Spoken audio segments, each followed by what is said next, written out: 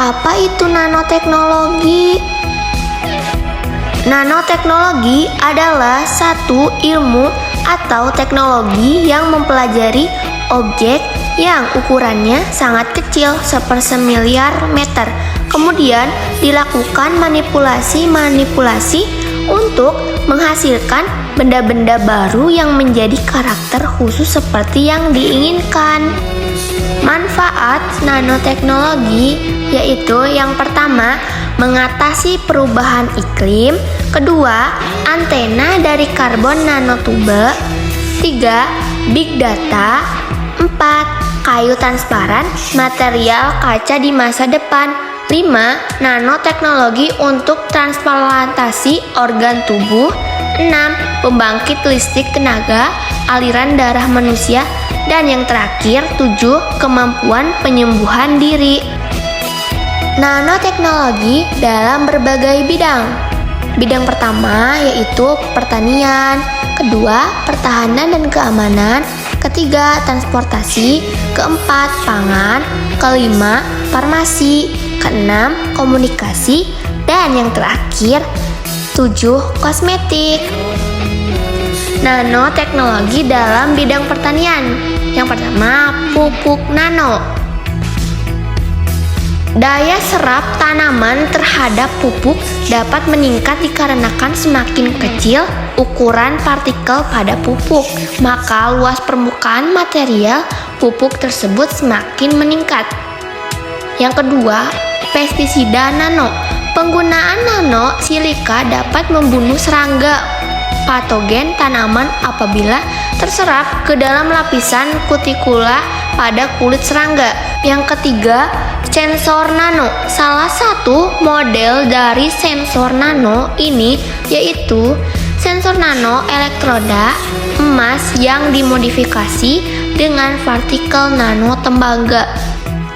Nanoteknologi dalam bidang pertahanan dan keamanan.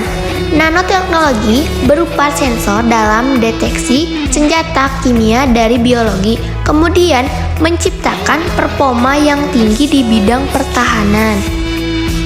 Nanoteknologi dalam bidang transportasi, yaitu mengurangi bobot kendaraan tanpa mengurangi kekuatan dari kendaraan tersebut.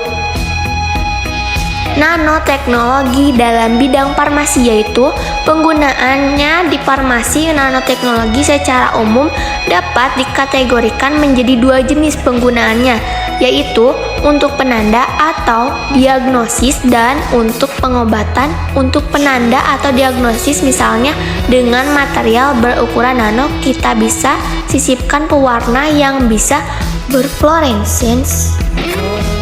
Nanoteknologi dalam bidang teknologi yaitu penambahan kepadatan jumlah perangkat secara sederhana. Bila ukuran satu buah transistor bisa dibuat lebih kecil, maka kepadatan jumlah transistor pada ukuran chip yang sama secara otomatis akan menjadi lebih besar. Nanoteknologi dalam bidang pangan.